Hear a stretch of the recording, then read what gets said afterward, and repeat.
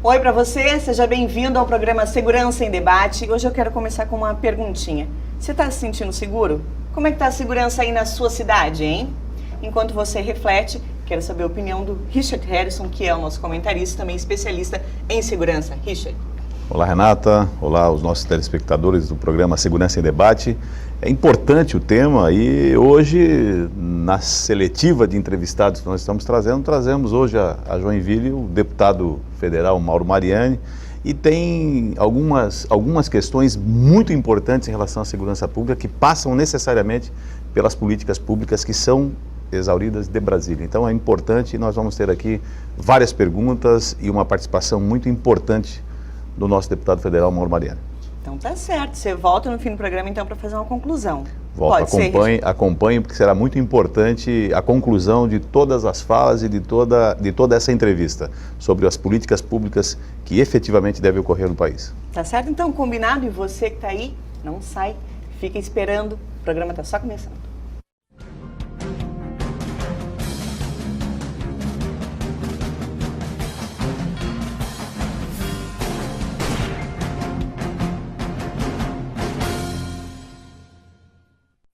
Bom, então, como o Richard bem comentou aí com vocês, o nosso entrevistado de hoje é o deputado federal Mauro Mariani. Deputado, muito bem-vindo ao nosso programa. Obrigado por ter aceitado o nosso convite, né, para falar um pouquinho sobre segurança aí. E eu queria começar perguntando a mesma pergunta que eu fiz para quem está em casa nos assistindo, pela TV também, pela internet, a mesma pergunta que eu fiz para o Richard, faço para o senhor também. Como é que o senhor sente a segurança no nosso estado de Santa Catarina? Bom, primeiro agradecer a oportunidade, Renata, de estar aqui, debater esse tema que hoje já tem tomado um destaque importante na opinião pública. Há anos atrás, quando se falava quais os temas que preocupam a população, a saúde sempre disparava em toda a pesquisa. Hoje, a segurança pública empata e muitos municípios, muitas localidades suplanta, inclusive, a saúde. A gente tem uma estatística, deputado, inclusive, de cada 10 catarinenses, 6 estão preocupados com segurança. Né? Esse é o fato. Então, há uma sensação de insegurança pela sociedade. E olha que nós estamos falando em Santa Catarina, que é considerado o estado mais seguro do Brasil. Você imagina como é que está a população de Alagoas, do Rio de Janeiro e por aí afora. Mas mesmo aqui, claro, houve uma crescente muito grande da insegurança, dos casos e tal, e isso gerou toda essa situação, agravado pela crise econômica. Então, não dá para dizer que as pessoas se sintam seguras. As pessoas estão inseguras pela escalada de violência que acabou aumentando, especialmente nas grandes cidades. E aí me parece que é um dos focos que tem que ser enfrentado rapidamente. O senhor acredita que essa crise, né, que a gente está enfrentando e ainda estamos remando, acredito que aos pouquinhos está melhorando, tem contribuído para o aumento da criminalidade? Vamos falar de Joinville, que é a maior cidade de Santa Catarina, mas também o senhor pode citar, né, como sendo o nosso representante no Congresso, e citar também outras cidades aqui do estado. Não tem dúvida, a crise econômica agrava todo o sistema organizado de uma sociedade. O cidadão fica sem emprego, vai buscar alternativas de renda e muitas vezes a alternativa que aparece é caminhar pelo lado do crime e por aí afora. Então, esse também adensamento populacional que ocorre em algumas regiões aqui, Joinville, a região de Itajaí, a região da Grande Florianópolis, de forma muitas vezes desorganizada, desestruturada, sem oferecer uma estrutura pública adequada para receber essa população, tudo isso forma uma condição social que favorece o aumento da criminalidade.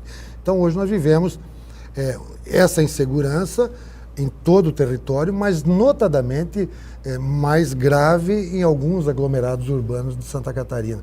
E no Brasil não é diferente. Claro que situações muito piores do que a do nosso estado, mas aqui nós também temos essa sensação. Joinville não foge disso, nós não temos como ser exceção a isso. A cidade cresce em número de pessoas, há uma crise instalada, as pessoas não têm e não encontram muitas vezes aonde buscar o sustento da sua família, os órgãos públicos não oferecem a estruturação necessária, quer dizer, você cria um ambiente que acaba sendo propício a aumento da criminalidade. Então é nesse aspecto. A segurança não pode ser focada apenas na repressão, não é por aí. É todo um conjunto de ações. Claro que nós temos o que é urgente, o que é imediato, e bandido é bandido, não tem jeito. Bandido tem que tratar como tal. A gente pode dizer que há uma concentração maior hoje, deputado, de efetivo, onde há mais um índice alto de criminalidade? Há essa preocupação de colocar mais policiais onde tem mais perigo? Essa deveria ser a lógica, né? Deveria ser proporcional. E também quando não se tem. O que primeiro começar a raciocinar o seguinte: Santa Catarina, o efetivo ideal para a polícia militar, salvo engano, seriam 14, 15 mil policiais. Nós temos 11 mil policiais. Então nós estamos 3 mil aquém da nossa necessidade. Essa é uma carência que nós temos que administrar. Se nós temos essa deficiência, e nós temos um mapa do crime em Santa Catarina, nós deveríamos e devemos agir pontualmente onde acontecem o maior número de crimes. Então, trabalhar pontos críticos. Eu trago uma experiência do setor de rodovias, onde eu fui secretário. E vale para qualquer ação de governo. Você pega o número de acidentes, por exemplo, rodoviários que aconteceu para trazer para essa discussão de segurança. Você vai olhar o número de acidentes que acontecem nas rodovias estaduais. Você vai ter 1000 acidentes, vamos chutar um número aqui. Você vai perceber, quando você mergulha no número, que 80% desses acidentes acontecem em 10% do trecho. Então, como você não tem como atacar os 100% do trecho, você ataca onde tem os pontos críticos. Onde está os 10%. E essa lógica imagino que deva valer para a segurança. Nós temos condição de ter os dados onde tem maior criminalidade, e ali, obviamente, que tem que se concentrar as maiores e mais fortes ações do serviço público e também, por consequência, um maior número de efetivos, me parece óbvio isso. Como é que está a relação para que sejam trazidos mais policiais, sejam formados mais policiais, sejam colocados mais policiais, já que eu acredito que a polícia tem esse levantamento de onde acontecem mais crimes, né? Bom, o fato é que nós temos que entender e compreender o momento que nós vivemos. Está aí dito em todos os jornais, matérias, o Estado vive uma grave crise financeira. O Estado não tem dinheiro hoje para suprir esses 3 mil policiais que nós estamos e detectamos que tem falta. Tem que agir. Nós temos duas situações. Primeiro, o Brasil começa a crescer. Em crescendo, aumenta a receita, cria a condição de se contratar mais policiais. Por outro lado, também se pode fazer um esforço priorizando algumas áreas que me parece que o governador atual tem feito. Ele disse: a minha prioridade para esse fim de governo vai ser saúde e segurança pública. Cortou em algumas áreas e concentra os investimentos possíveis em segurança e saúde. Talvez seja isso. É uma prioridade estabelecida pela população, os dados nos dizem que é uma prioridade, tá bom. Então temos que tratar como tal. Então tem que haver a priorização. Governar é isso, é estabelecer algumas prioridades. Nem tudo se pode ser feito. Agora, essa questão da segurança, ela é inadiável. Nós estamos falando da vida das pessoas. Então eu acho que tem que ter uma ação muito forte no sentido de fazer sobrar dinheiro, especialmente atividades que, com todo respeito, não trazem resultado para a vida das pessoas no seu dia a dia. Cortar onde não produz e colocar onde há necessidade e carência, que é exatamente o caso da segurança pública, mais policiamento, tecnologia, e também podemos levar para a questão da saúde, que também é uma pauta bastante expressiva para a sociedade catarinense. O senhor acredita que, então, esses sejam os principais motivos, né, para que sejam colocados mais policiais na rua e seja efetiva, então, a colocação, né, de mais segurança para essas pessoas, tentar deixar o povo um pouco mais tranquilo, né, tentando mexer, de repente tirar um policial que está num local que talvez não tenha tanto crime, remanejar para onde tem mais? São políticas públicas de segurança de seu governo? Como é que o senhor vê isso? Não tenha dúvida, mas isso é o básico, isso não vai resolver a questão da segurança. Tem que ser uma série de ações concatenadas, ações transversais do governo, não apenas da Secretaria de Segurança Pública, mas na Secretaria de Educação, na Secretaria de Assistência Social.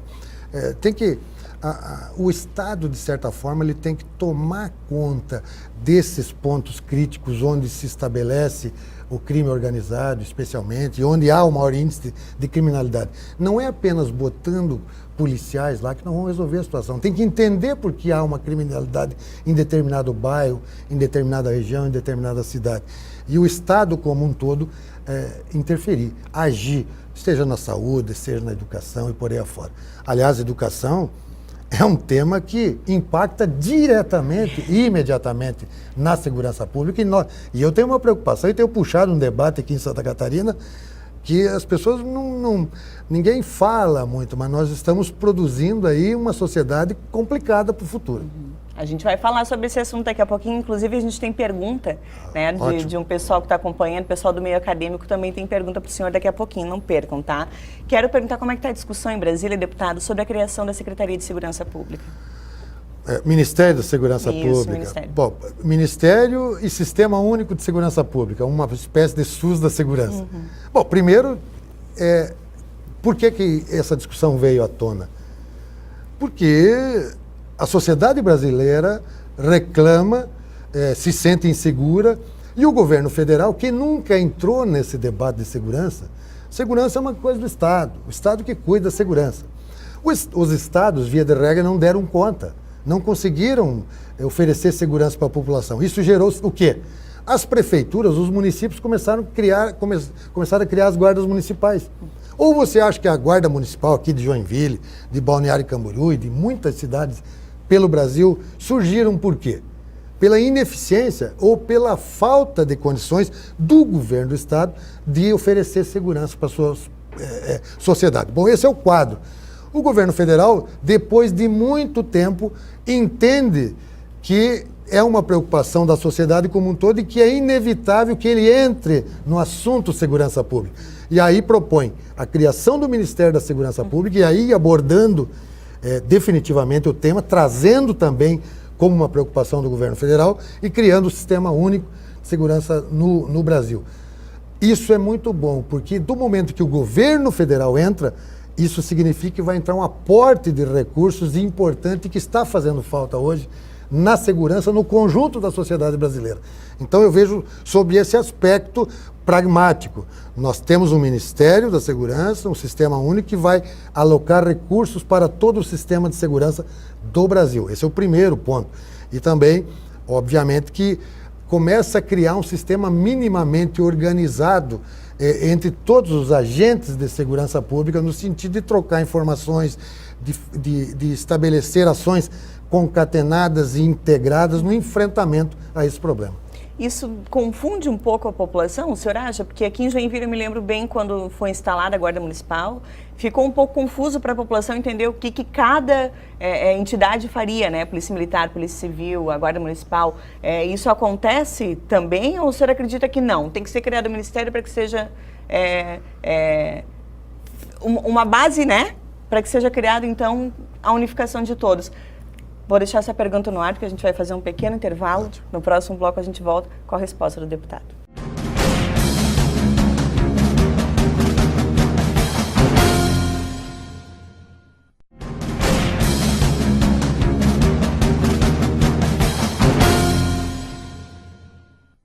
Estamos de volta com o programa Segurança em Debate. Nosso entrevistado de hoje é o deputado federal Mauro Mariani. Fiz uma perguntinha para ele ali antes da gente entrar para o intervalo.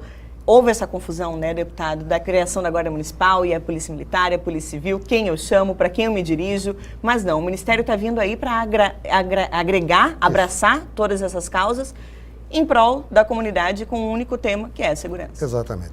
Quando da criação da Guarda Municipal, que tem como objetivo cuidar do patrimônio público, mas o fato de você ter uma guarda uniformizada, com veículo caracterizado, gera uma sensação de segurança. E é disso que nós estamos falando também um pouco. Agora, a criação do Ministério, a entrada do governo federal no tema segurança é muito relevante. E volto a dizer, é relevante por quê? Porque vai ter dinheiro, vai ter mais dinheiro para se investir em segurança. Quanto custa esse efetivo de guardas municipais que os municípios estão bancando no Brasil pela ausência dos governos do Estado? É muito dinheiro público dos municípios que já estão sobrecarregados de atividade. Que poderiam ser investidos em outros locais, que poderiam, em outras não áreas. deveriam. O município não tinha que estar na segurança pública, mas ele se obrigou a entrar na segurança pública pela falta, pela sensação de insegurança que a sua população vive. Então eu comemoro essa entrada do governo federal nessa questão da organização da segurança como um todo. Mas a bem da verdade é o seguinte, o governo também tem que cumprir a sua missão. O governo federal tem que agir fortemente na questão da fiscalização das fronteiras, do crime organizado. Tem alguns temas que eles são nacionais e que não vai ser a polícia do Estado que vai resolver. Tem que haver um combate firme por organismos, seja a Polícia Federal, seja a Guarda Nacional, mas tem que combater, especialmente a questão do patrulhamento das fronteiras, porque é onde entram as drogas, onde entram as armas que depois vão virar bala perdida e atingir pessoas inocentes lá no Rio de Janeiro e pelo Brasil afora. Então o governo federal tem que cumprir o seu papel. E também ele tem que ser o articulador das ações de segurança. Ele tem que determinar até onde cada organismo, seja estadual ou municipal, vai atuar e, de certa forma, organizar essas ações. Organizar as informações. Hoje você acredita que a polícia militar não conversa com a polícia civil? Que eu ia questionar o senhor agora. Não há uma integração hoje entre as polícias, muito menos entre municípios, estado e governo federal. Nós estamos admitindo que as nossas polícias, civil e militar, têm dificuldade de comunicação. É isso que nós estamos admitindo. Aqui de Santa Catarina. Você imagina a de Santa Catarina com a da Bahia. A de Santa Catarina com a do Rio Grande do Sul. Então, é isso que nós temos que organizar. Mas o Ministério faria isso, deputado? Obrigatoriamente vai ter que fazer. Não é mais possível que se continue assim. Então, eu acredito muito. Claro que isso não vai ter efeito imediato. É uma política de construção. Assim como a política de construção do Sistema Único de Saúde, o Sistema Único de Assistência Social, que ele está em constante aperfeiçoamento, mas que, inegavelmente, apesar das críticas, oferece um sistema universal para toda a população brasileira. Eu acredito muito, penso que foi uma boa atitude, talvez das melhores que nós tivemos nos últimos anos, e a segurança pública vai ter efeito positivo logo, especialmente por conta dessa história toda e mais porque o governo federal vai aportar recursos. Tem um prazo para isso, deputado? Não, já começou a acontecer. O governo federal já começou a colocar recursos em vários estados, nas capitais, chamou os prefeitos das capitais lá em Brasília, já ofereceu recursos para financiamento de obras que possam contribuir na melhoria da segurança pública, para contratação de equipamento, de treinamento. Então já começa a acontecer na ponta os efeitos da criação não só do Ministério, mas como dessa política que está se propondo, política pública de enfrentamento entre todos os entes da federação. A gente fica aqui na torcida para que saia em breve, né, sem deputado? dúvida. O senhor falou no primeiro bloco sobre a relação educação-segurança, né? Eu também acredito que elas caminhem juntas, sim. Totalmente. E a gente tem uma pergunta, então, de um acadêmico de Direito. Roda aí pra gente.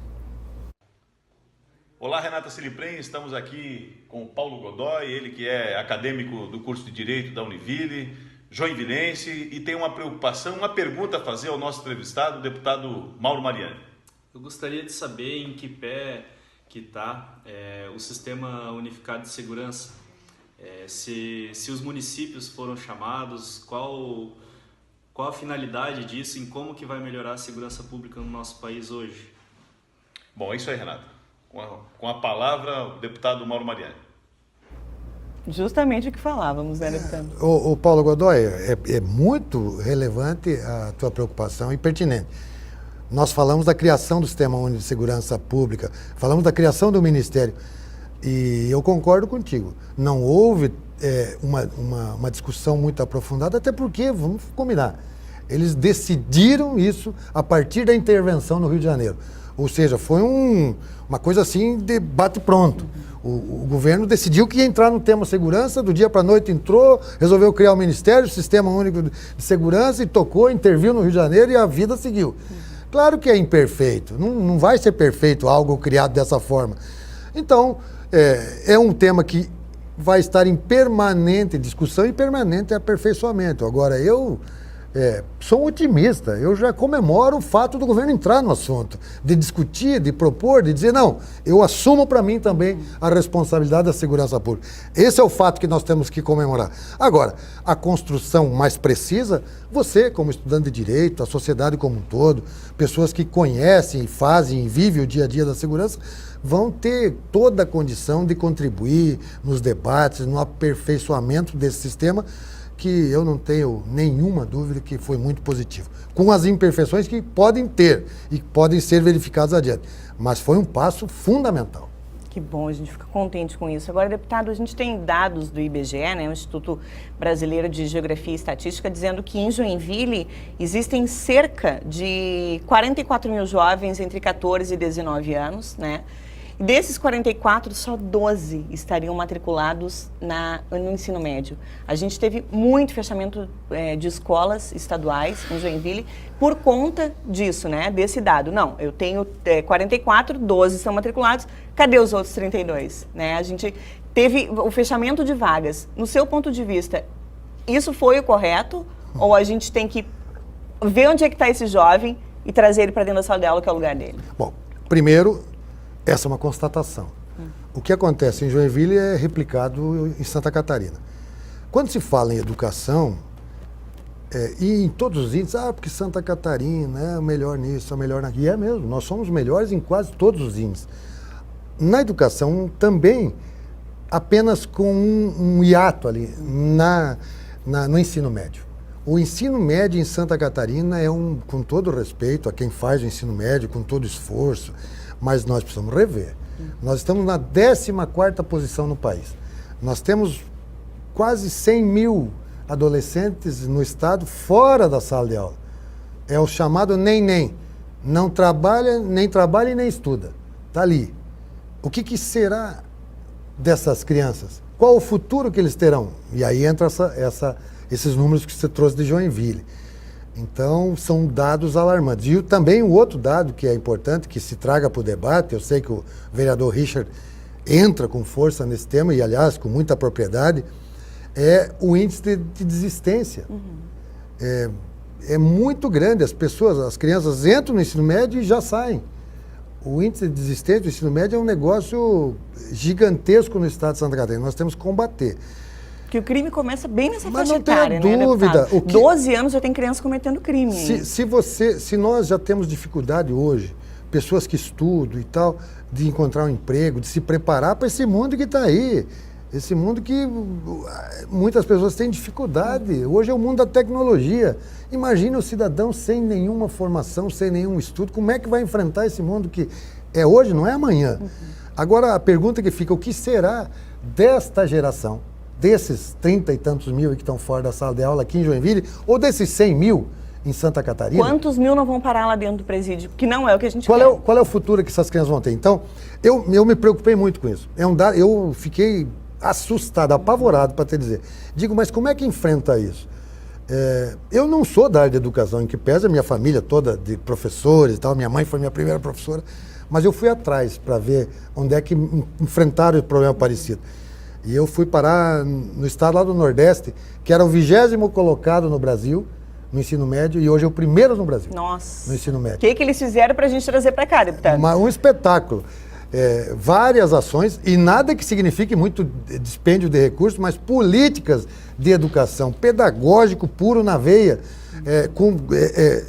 comprometimento com a educação, o Estado entender que aquilo é o futuro, porque nós estamos falando das crianças, que são hoje crianças, que amanhã vão ser os trabalhadores, vão ser as pessoas que vão ter que carregar esse Estado, e nós não estamos preparando eles. Então, é muito preocupante, e esse é um tema relevante. Agora, a questão de fechamento de escola, essa é uma discussão demográfica, né, que tem que estudar a questão da escola. O fato é que nós temos que ter a oferta mais facilitada possível para que as crianças voltem para a sala de aula e voltem para uma escola preparada, uma escola moderna, uma escola que seja atraente. Hoje, infelizmente, nós temos que reconhecer também, nós temos uma escola, infelizmente, que não evoluiu, que não acompanha a evolução da sociedade. E aí ela passa a ser pouco atrativa para o aluno também. Então nós temos que rever. E isso já existe. Já existem modelos que, claro que não podem ser copiados, e não é assim, mas que podem ser balizadores de ações. E mais do que isso, Renata, quando eu fui lá ver, eu voltei muito feliz, porque senti e percebi que tem como enfrentar isso e rapidamente mudar esse quadro. A gente fica na torcida aqui para que o senhor consiga trazer essas ações para Santa Catarina e retornar ao nosso programa para a gente conversar um pouco mais. Nosso tempo foi curto aqui para falar tudo que a gente precisa, deputado. Mas fica o convite para o senhor retornar, então, contar para a gente as novidades sobre o Ministério e também sobre a criação do Ministério de Segurança Pública e também sobre essas ações de educação. Agradeço mais uma vez a sua presença aqui com a gente. Muito obrigado pela oportunidade. Prazer estar aqui. Abraço. No próximo bloco tem Richard Harrison. Não sai daí.